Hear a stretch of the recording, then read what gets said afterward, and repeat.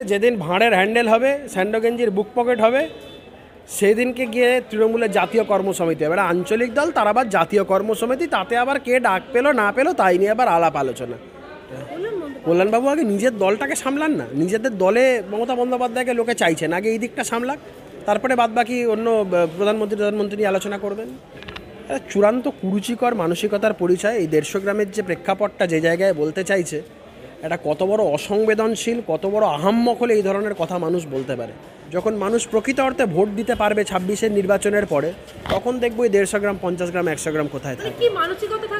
মুখ্যমন্ত্রীকে প্রশ্ন করুন, মুখ্যমন্ত্রী কোন নৈতিকতা নিয়ে রাজ্যের মুখ্যমন্ত্রীর পদে এখনও আসীন আছেন, কোন নৈতিকতা নিয়ে রাজ্যের স্বরাষ্ট্রমন্ত্রীর পদে আছেন।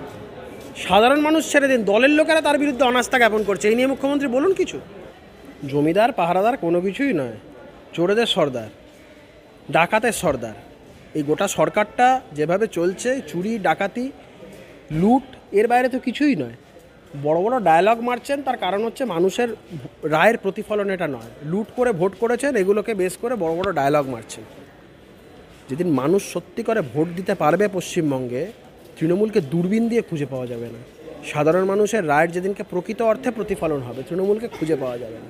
এই জয় হচ্ছে মানে একদম আউট অ্যান্ড আউট রিগিং এবং ফলস ভোট, এবং মানুষের উপরে সন্ত্রাস, ভয়, ভীতি তৈরি করার একটা চূড়ান্ত দৃষ্টান্ত এই ভোট, এবং এই রায়টা হচ্ছে তার প্রতিফলন। বলছেন যে অভয়াকাণ্ড এগুলো কোনো কিছু এফেক্ট করলো না তো মানুষকে। দেখুন, ঠিক মমতা বন্দ্যোপাধ্যায়ের অবস্থাটা বামফ্রন্টের শেষ দিকে যেভাবে তারা এই বিষয়গুলোকে ডিল করতো, যেমন মনে করে দেখুন 2006 সালে বিপুল সংখ্যাগরিষ্ঠতা পেল বামফ্রন্ট সরকার। সেই তৎকালীন সময় প্রয়াত প্রাক্তন মুখ্যমন্ত্রী, অত্যন্ত ভদ্রলোক, বুদ্ধবাবু সেই সময় বলেছিলেন আমরা 235, ওরা 30, এই ধরনের একটা বক্তব্য ছিল।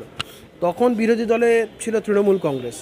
তখনকার যে সরকারের দাম্ভিকতা, এই দাম্ভিকতা আর আজকের তৃণমূল সরকারের যে দাম্ভিকতা, কোথাও মিল পাচ্ছি। কল্যাণ বন্দ্যোপাধ্যায় তো আরেক কথা বলছেন, তিনি বলছেন যে আমি কল্যাণ বন্দ্যোপাধ্যায়কে কিছু বলবো না, তার দলের লোকেরাই কল্যাণ বন্দ্যোপাধ্যায়কে আমি আমার প্রফেশনে একজন সিনিয়র হিসাবে এবং আমি যথেষ্ট রেসপেক্ট করি, কিন্তু তার দলের লোকেরাই যেভাবে কল্যাণ বন্দ্যোপাধ্যায়কে কটাক্ষ করেছেন, যেভাবে মদন মিত্রর মতন বর্ষিয়ান তৃণমূল কংগ্রেসের একজন নেতা যেভাবে কল্যাণ বন্দ্যোপাধ্যায়কে কটাক্ষ করেছেন, এতে করে আমাদের আর আলাদা করে কিছু বলার প্রয়োজন পড়বে না। কল্যাণবাবুর ব্যাপারে মদনবাবুকেই জিজ্ঞাসা করুন। যা তাভাবে বলেছেন, যেভাবে বলেছেন, এগুলো বলা উচিত না।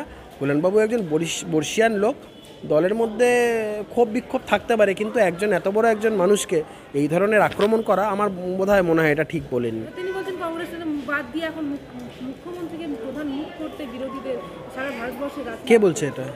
কল্যাণবাবু আগে নিজের দলটাকে সামলান না। নিজেদের দলে মমতা বন্দ্যোপাধ্যায়কে লোকে চাইছেন, আগে এই দিকটা সামলাক, তারপরে বাদবাকি অন্য প্রধানমন্ত্রী নিয়ে আলোচনা করবেন। চূড়ান্ত কুরুচিকর মানসিকতার পরিচয়। এই 150 গ্রামের যে প্রেক্ষাপটটা যে জায়গায় বলতে চাইছে, এটা কত বড় অসংবেদনশীল, কত বড় আহাম্মক হলে এই ধরনের কথা মানুষ বলতে পারে।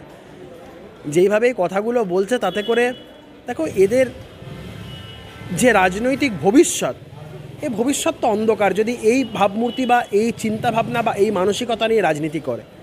এই যে কথাবার্তাগুলো, এটা চূড়ান্ত অসংবেদনশীল মানসিকতার পরিচয় দেয়।